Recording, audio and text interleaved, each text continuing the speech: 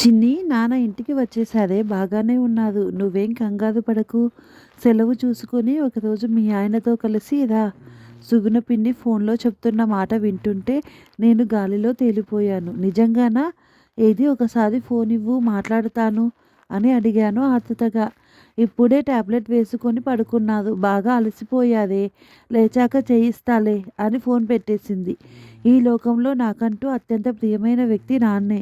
ఆయన తర్వాతే మా వారైనా నా కొడుకు అయినా. వారం క్రితం వద్దన్నా వినకుండా ఎవరో ట్రావెల్స్ వారని చెప్పి ఒంటరిగా కేదార్నాథ్ యాత్రకి వెళ్ళారు. మొదటి 2 రోజులు ఫోన్లో మాట్లాడి క్షేమమే అని చెప్పారు. ఏమైందో తెలియదు. ఆ తర్వాత నుండి ఫోన్ లేదు. కంగారు పడి ఆ ట్రావెల్స్ వాళ్ళని కనుక్కుంటే వాళ్ళు వెళ్తున్న బస్సు ఏదో లోయలో పడిపోయిందని, ఎవరి జాడ తెలియలేదని చెప్పారు. నేను పడిన టెన్షన్, బాధ వర్ణనాతీతం. స్వయంగా వెళ్ళి నాన్నకి ఏమైందో, ఎక్కడ ఉన్నారో తెలుసుకోవాలని ప్రయత్నించాను. కానీ అంత దూరం నేనొక్కదాన్నే ఎలా వెళ్తానని మా వారు, అత్తగారు ఆపేశారు. నేను ఒక్కదాన్ని వెళ్ళలేననుకుంటే ఆయన నాతో రావచ్చుగా, వెతుకుతూనే ఉన్నారుగా, దొరుకుతాదులే, వెళ్ళి మటుకు చేసేదేమిటి అన్నారు. తప్ప కదల్లేదు. అప్పటినుంచి నా మనస్సు అక్కడే ఉంది. ఆఫీస్కి వెళ్తున్నా, పని చేస్తున్నా, ఎవరితో మాట్లాడుతున్నా అదా ఆలోచన. నిద్ర కూడా లేదు. ఇదిగో మళ్ళీ ఈరోజు పక్కింటి సుగుణ పిన్ని ఫోన్ చేసి నాన్న వచ్చారు అని చెప్పాకే నా మనసుకి స్వాంతన దొరికింది. అర్జెంటుగా ఈ వార్త మా వారికి, అత్తగారికి కూడా చెప్పేశాను. ఊహించినంత మార్పు ఏమీ వాళ్ళ మొహాల్లో కనపడలేదు. అయినా ఆయన కనపడకపోయినా మాకు వచ్చే తేడా పెద్దగా ఏం లేదు అని వాళ్ళ హావభావాలు చెబుతున్నాయి. ఇవాళ సోమవారం, సెలవంటే శనివారం వరకు ఆగాలి.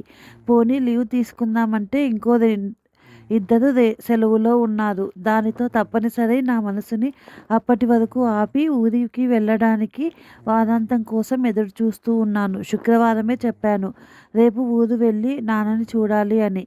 ఆయన ఏదో ఆలోచిస్తూ సరే అన్నారు.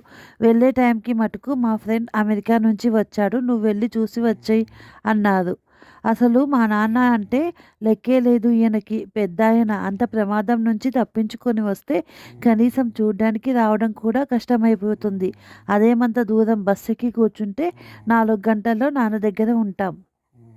ఈయనతో వాదించి లాభం లేదని నేనే పిల్లాడిని తీసుకుని బయలుదేరాను.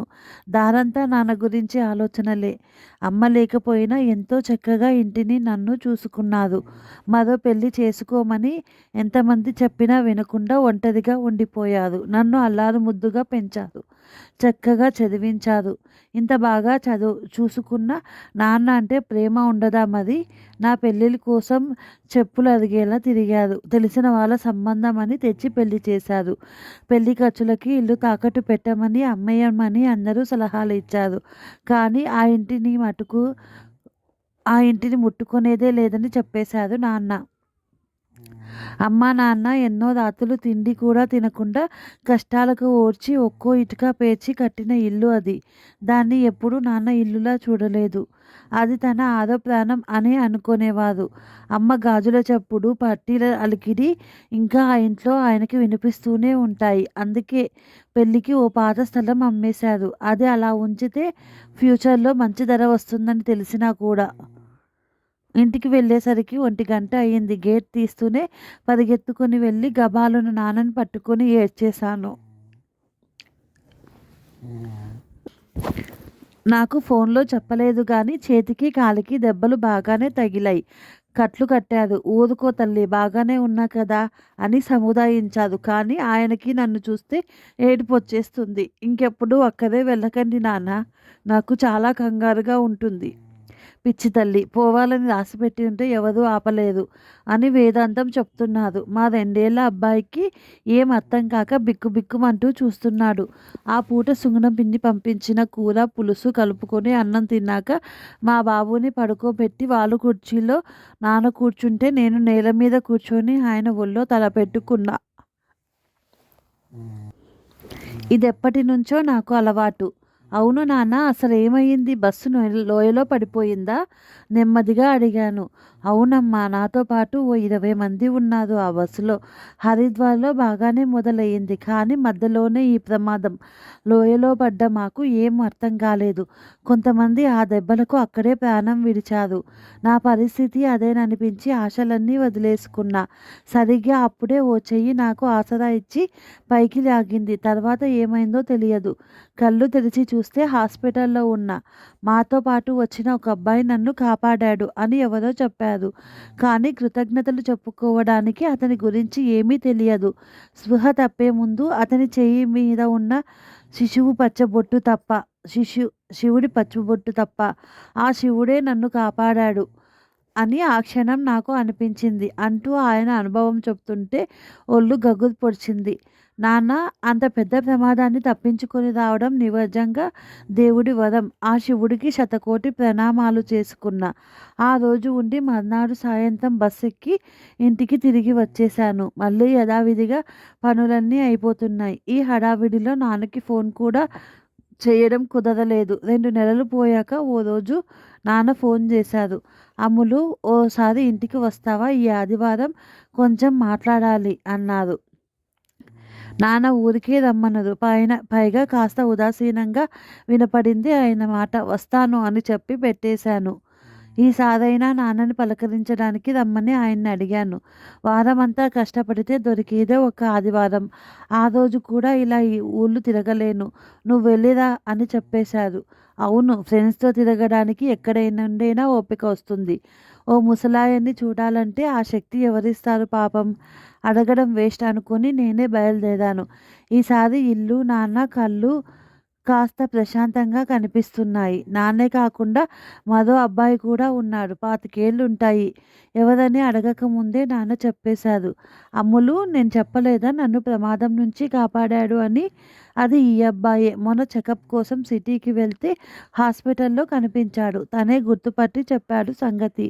ఆ చేతి మీద పచ్చబొట్టు చూసి మళ్ళీ ఆ శివుడే మా ఇద్దరిని కలిపాడు అనిపించింది. నాన్న కళ్ళలో వెలుగు. నేను అబ్బాయిని పలకరించాను. పేరు శివరాం అట. బాగా పేద కుటుంబం. చదువుకున్నా సరైన పని దొరక్క ఓ ముసలాయనకి కేర్ టేకర్‌గా ఉంటున్నాడు. ఆయనతో పాటు కేదార్‌నాథ్ వెళ్ళినప్పుడు నాన్నని కాపాడాడు. పాపం ఆ ముసలాయన చనిపోయాదట. ఇక అక్కడ కూడా పనిపోయింది. నేను అతడిని గమనిస్తూ ఉన్నా. ఆ కళ్ళల్లో నిజాయితీ, బాధ్యతలు, భవిష్యత్తు గురించిన భయం కొట్టొచ్చినట్టు కనిపిస్తున్నాయి. ఊరిలో ఉన్న తల్లికి, చెల్లికి నెల నెల డబ్బులు ఎలా పంపాలో అన్న దిగులేమో అనిపించింది. ఇది ఇలా ఉండగా నాన్న ఆ రాత్రే తన నిర్ణయం నాతో చెప్పాడు. అమ్ములు, ఇంటిని అమ్మేయాలి అనుకుంటున్నా.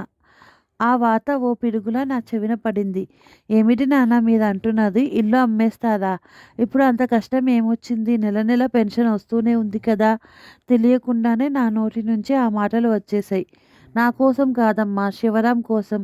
ఇవాళ నేను ఇలా కూర్చొని మాట్లాడుతున్నానంటే కారణం అతనేగా. అతని పరిస్థితి ఏం బాలేదు. ఇల్లు అమ్మేసి వచ్చిన డబ్బు తనకి ఇస్తే ఏదో చిన్న వ్యాపారం పెట్టుకుంటాడు. అతని కుటుంబము బాగుంటుంది. నాయన ఆలోచన చెప్పారు. నేనేం మాట్లాడలేకపోయాను. ఇంటికి వచ్చాక కూడా అదే ఆలోచించాను. మా వారికి చెప్తే అంతెత్తున లేచారు. మా అత్తగారి సంగతి సరే సరి. మీ నాన్నకి ఏమైనా పిచ్చా? ఎవడో ముక్కు ముఖం తెలియని వాడి కోసం ఇల్లు అమ్మేస్తారా? అంతగా కావాలంటే ఎంతో కొంత డబ్బివ్వాలి గాని అన్నారు అత్తగారు కోపంగా. మీ నాన్న పోతే కొరివి పెట్టేది అల్లుడేగా, నేనేగా, వాడెవడో కాదు. అది గుర్తుపెట్టుకొని మసులుకోమను మీ నాన్నని అని విసురుగా అనేసి వెళ్ళిపోయారు ఆయన. అసలు ఈ మనుషులు ఎంత స్వార్థంగా మాట్లాడుతున్నారు. చచ్చిపోయాక చేయాల్సిన కర్మకాండ కోసం ఇతను చెప్పేది మా నాన్న జీవితాంతం వినాలా? మా నాన్న స్వార్జితాన్ని ఎలా ఖర్చు పెట్టాలనుకోవాలన్నది మా అత్తగారు శాసించడమా? ఇదెక్కడి న్యాయం? నాన్న అంత ప్రమాదం నుంచి బయటపడితే కనీసం చూడ్డానికి కూడా సముఖత చూపని వీళ్ళు మా నాన్న ఆస్తి మీద మటుకు హక్కు చూపిస్తున్నారు. ఈ విషయంలో నాన్నతో పాటు నేను మా వాళ్ళ అభిప్రాయాలు చెప్పదలుచుకోలేదు. నేను సంపాదించిన దాన్ని మీ మీద మాత్రమే నాకు హక్కు ఉంటుంది. ఆ ఇల్లు ఆయన స్వార్జితం. ఆయన ఎలాగైనా ఖర్చు పెట్టుకోవచ్చు. ఇదే నా అభిప్రాయం. కొద్ది రోజుల్లోనే నాన్న అనుకున్నట్టుగానే ఆ ఇంటిని మంచి ధరకే అమ్మేశారు. అందులో సగం శివరాం వ్యాపారానికి పెట్టుబడిగా ఇచ్చారు. మిగిలినది మా బాబు పేరున ఫిక్స్డ్ డిపాజిట్ చేశారు. ఆ బ్యాంకు కాగితాలిచ్చడానికి మా ఇంటికి వచ్చినప్పుడు మా వాళ్ళు ముభావంగా మాట్లాడడం ఆయన దృష్టిని దాటిపోలేదు. ఇంత చేసినా నాన్న ఆయనకంటూ ఏం ఉంచుకోలేదు. ఆ పెన్షన్ డబ్బులతోనే ఓల్డేజ్ హోంలో చేరిపోయారు. నాకు నాన్నని దగ్గరుండి చూసుకోవాలనిపించినా అటు నాన్న గాని, ఇటు మా వాళ్ళు గాని అందుకు ఒప్పుకోలేదు. కానీ నేను తరచూ మా నాన్నని చూడ్డానికి బాబుని తీసుకెళ్తూ ఉండేదాన్ని. తనకి అక్కడ ఏ లోటు లేదని నాతో చెప్పడం ఇప్పటికీ గుర్తే. అదే వయసున్న వాళ్ళు ఎందరితోనూ ఆయన ఆప్యాయంగా కలిసిపోయి నవ్వుతూ ఉండడం నాకు సంతోషాన్ని ఇచ్చింది. శివరాం గురించి మటుకు లీలగానైనా నాకు చెప్పడం గుర్తుకు లేదు. 5 ఏళ్ల తర్వాత ఒకరోజు నేను ఆఫీసులో పని చేస్తుండగా ఫోన్ వచ్చింది. మధ్యాహ్నం భోజనం అయ్యాక నడుం వాల్చిన నాన్న నిద్రలోనే పోయారని. వెంటనే అక్కడికి వెళ్ళాం. నాన్న చివరి క్షణం వరకు తృప్తిగా బతికి ఏ అనారోగ్యం లేకుండా కళ్ళు మూయడం నాకు కాస్త మనశ్శాంతినిచ్చింది. మా వారు కూడా మొండి చేయకుండా పాత సంగతులు మరిచి కర్మకాండలన్నీ జరిపించారు. ఇంత జరిగినా ఆ శివరాం జాడ లేదు. అతి మంచితనం ఇంత చెడ్డదా? ఇంట్లో వాళ్ళని కూడా కాదని ఆ అబ్బాయిని నమ్మి అంత డబ్బు ఇస్తే కనీసం చూడ్డానికైనా రాలేదని అతడిని తిట్టుకున్నా. కాలం గిర్రున తిరిగింది. మా అబ్బాయి చదువు పూర్తయి క్యాంపస్ ఇంటర్వ్యూలో ఉద్యోగం వచ్చినా అది కాదని ఉన్న డబ్బు పెట్టి అప్పు తెచ్చి ఫ్రెండ్స్తో కలిసి ఓ స్టార్టప్ పెట్టాడు. ఒక్కడే అబ్బాయి కావడంతో మేము కూడా కాదనలేకపోయాం. ఏదో కావాలని ఆరాటమే కానీ మా వాడికి ఓపిక ఉండదు, బద్ధకం ఎక్కువ. అందుకే ఏడాదికి ఆ ఫ్రెండ్స్ మోసం చేసి ఉన్న వ్యాపారాన్ని మూయించేశాడు. ఆ అప్పుల ఊబిలో నుండి బయటకు రావడానికి వాడు ఒక ఉద్యోగంలో చేరాడు. ఎంత చూసినా అప్పులు తీరడం తలకు మించిన భారమై కూర్చుంది. ఆ రోజు ఆదివారం. అందరం ఇంట్లోనే ఉన్నాం. అప్పుడే మా ఇంటికి ఒకతను వచ్చాడు. సాత్వికమైన ఆ రూపం ఎక్కడో చూసినట్టే అనిపించింది. అతడు అనుమతి అడిగి లోపలికి వచ్చాడు. నమస్తే అండి. నా పేరు శివరాం. 20 ఏళ్ల క్రితం మీ నాన్నగారు నా వ్యాపారానికి ధన సహాయం చేశారు అని చెప్పడంతో జ్ఞాపకం వచ్చింది. నాన్న చనిపోయినప్పుడు రాలేదన్న విషయము గుర్తుంది. అయినా మర్యాద కొద్దీ కూర్చొని మాట్లాడాను. నన్ను ముందుగా మీరు క్షమించాలి. ఇన్నేళ్లలో ఒక్కసారి కూడా మీకు కనిపించకుండా హఠాత్తుగా ఈరోజు వచ్చినందుకు. మీ నాన్నగారు ఇచ్చిన డబ్బుతో నేను కుటుంబాన్ని తీసుకొని రాజస్థాన్ వెళ్ళిపోయాను. అక్కడే ఒక చిన్న హోటల్ పెట్టి బాగా నడిపించాను. 3 ఏళ్ల తర్వాత బాగా లాభాలు ఉన్న టైంలో అది అమ్మేసి యూరప్ వలస వెళ్ళిపోయాం. అక్కడే దినదినాభివృద్ధి చెందుతూ మా వ్యాపారం పోయిన ఏడాదికి లాభాల్లో 100 కోట్ల మార్కును దాటింది. అది ఎంతో పెద్ద విజయం. అంతా మీ నాన్నగారి చలువే. మా హోటల్స్ అన్నిటికీ ఆయన పేరే పెట్టుకున్నాం. ఇంత మేలు చేసిన వ్యక్తి చనిపోయినప్పుడు రాకపోవడానికి కారణం ఆయన తీసుకున్న మాటే. నాకు డబ్బులు ఇచ్చేసి పంపినప్పుడు ఆయన నాతో అన్నారు, మళ్ళీ ఎప్పుడు తిరిగి మా జీవితాలలోకి రావద్దు బాబు. నువ్వు ఎదిగాక ఎప్పుడైనా వచ్చి కనిపించినా నువ్వు సంపాదించే దాని మీద మా వాళ్ళు ఆశపడే అవకాశం ఉంది. నువ్వు నా ప్రాణాలకి పెట్టిన భిక్షకి బదులుగా నా వంతు సహాయం నేను చేస్తున్నాను. మళ్ళీ దాని నుండి వచ్చే ఫలాన్ని నేను గాని నా బిడ్డ గాని అందుకోవడానికి అర్హత లేదు. నువ్వు బాగుంటే అంతే చాలు అని. అది ఎంతో కఠినమైన నిర్ణయమే అయినా ఆయన పట్టుదలకు నేను సరే అన్నా. అందుకే ఇన్నాళ్ళు మీ దరిదాపుల్లో కూడా రాలేదు.